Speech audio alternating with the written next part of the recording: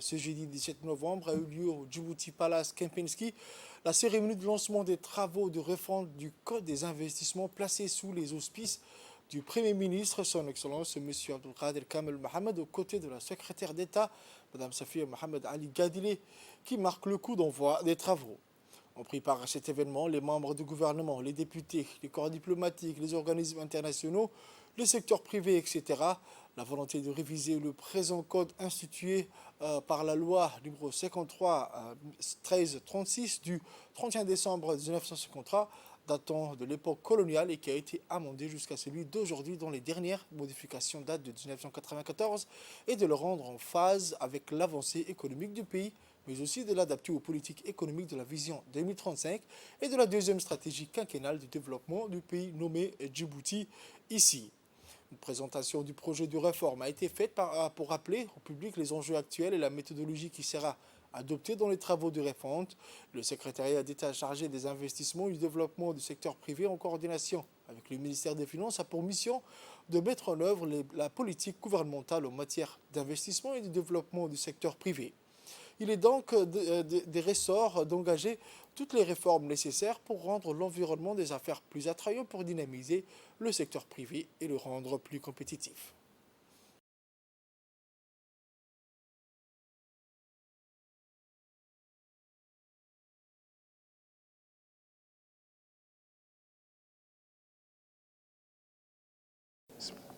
C'est avec un plaisir que je prends part ce matin au lancement des travaux de refonte du Code des investissements à Djibouti. En effet, cette réforme était attendue avec le secteur privé depuis longtemps, car les textes régissant le cadre de l'investissement à Djibouti datent des années 80, avec une modification en 1994. De ce fait, il n'est plus en phase avec l'évolution du climat des affaires actuel. De plus, le Code des investissements a été largement impacté par les diverses lois et dispositions d'ordre fiscal et administratif intervenues depuis cette date. Il était donc plus que temps de le revoir et surtout de le réformer. En outre, ce nouveau code des investissements devrait inciter à investir dans les secteurs porteurs du pays et prendre en compte toutes les dispositions d'activité induites par l'évolution de l'économie djiboutienne et internationale. Je suis honoré de participer aujourd'hui à la cérémonie de lancement des travaux de refonte du Code des investissements de Djibouti, qui marque la volonté de la République de Djibouti de mettre en exergue la politique nationale en matière des investissements. L'Union européenne se félicite que pour cette occasion, Djibouti a souhaité être accompagné de l'expertise européenne et l'Union européenne réitère son appui au secrétariat d'État chargé des investissements et du développement du secteur privé. Il me plaît à rappeler que le cadre stratégique Vision Djibouti 2035, dont son Excellence, Monsieur le Président de la République, est l'infatigable artisan, et son plan d'action 2022-2027 ICI, Inclusion, Connectivité, Institutions, vise le développement économique plus inclusif, soutenu et durable que votre partenaire, Monsieur le Premier ministre, l'Union européenne ici présente, accompagne et accompagnera à travers ses réalisations afin d'atteindre les objectifs de développement durable. Depuis quelques années, la République de Djibouti s'est engagée dans un vaste programme de refonte de son environnement des affaires, qui lui a valu les encouragements des systèmes de notation de la Banque mondiale, en la propulsant parmi les pays les plus réformateurs du continent africain et du monde. Cette embellie s'est matérialisée par des changements amélioratifs en favorisant considérablement les initiatives privées. Par conséquent, les mutations perpétuelles de l'économie mondiale et la compétition entre les nations pour l'attractivité des investissements nous amènent à être plus accessibles et plus productif pour drainer les investissements, les flux de capitaux et des savoir-faire vers notre pays. Face aux difficultés exogènes et endogènes, il y va de l'adaptation de notre environnement des affaires à l'évolution du contexte économique international, régional et national. C'est pour ces raisons qu'il advient désormais d'aborder cette réforme à la lumière des plans de développement sectoriel qui préconisent une évolution structurelle et synchronisée tout en maintenant le socle productif de notre économie. Le lancement officiel de ces travaux est l'occasion de toutes les parties prenantes d'accorder une attention singulière, tant pour le secteur public que pour le secteur privé, à la conception juridique du corpus qui définira et régira les incitations fiscales et douanières, soucieux des impératifs budgétaires pour soutenir le développement des investissements privés. Il y a également la nécessité d'inscrire résolument notre législation en matière d'investissement à la juridiction régionale et continentale pour drainer les investissements et de donner des ouvertures plus larges à nos entreprises compétitives. Notre modèle économique à Djibouti n'est plus tenable, à plus d'un titre. Il n'est pas tenable parce qu'il est principalement porté par l'État.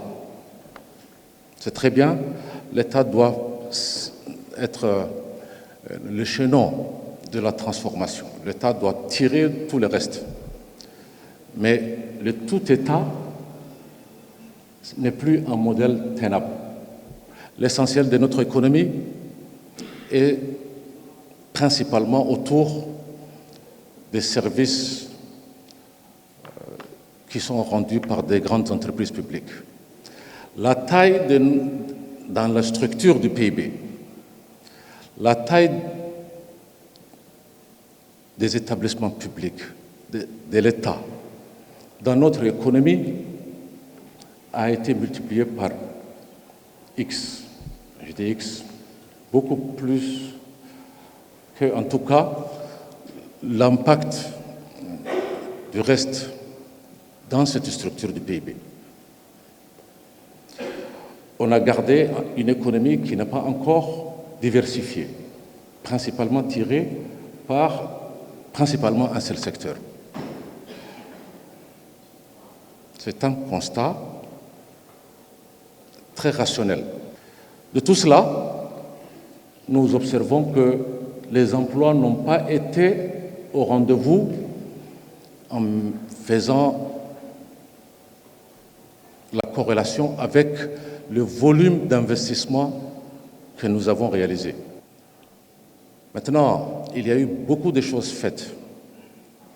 Nous avons consolidé la position de Djibouti, investi beaucoup dans les infrastructures et pris plusieurs années, plusieurs décennies d'avance par rapport à notre région. Mais alors, si nous avons fait tant d'efforts avec tant de résultats, pourquoi nous n'arrivons pas à inverser cette tendance, ce constat? Le tout État, l'État versus le secteur privé.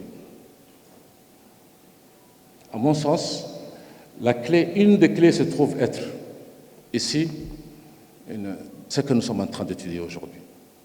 Je suis heureux de participer à cette cérémonie de lancement de la refonte du Code des investissements, car ceci est le témoignage d'une initiative gouvernementale très importante. En effet, après les très grands investissements publics déjà réalisés par le gouvernement depuis une quinzaine d'années et avec la perspective d'une forte reprise de nouveaux investissements, après les crises causées par des contraintes exogènes entre 2020 et 2022 et qui sont en passe d'être surmontées, il devenait nécessaire de parfaire les outils déjà en place pour conforter l'investissement privé. En effet, la politique gouvernementale dans le domaine est très claire. Elle prévoit d'une façon générale que l'investissement privé doit prendre le relais des investissements publics afin de permettre une forte création d'emplois. Mais plus encore, c'est par l'investissement privé que les initiatives innovantes et le développement des secteurs nouveaux comme le tourisme, les techniques de l'information et le développement du secteur minier pourront se réaliser. Aussi, le gouvernement est très attentif au fait de faciliter et sécuriser les investissements privés. Ainsi, le travail que vous entreprenez ici, Madame la secrétaire d'État, se situe parfaitement dans cette volonté.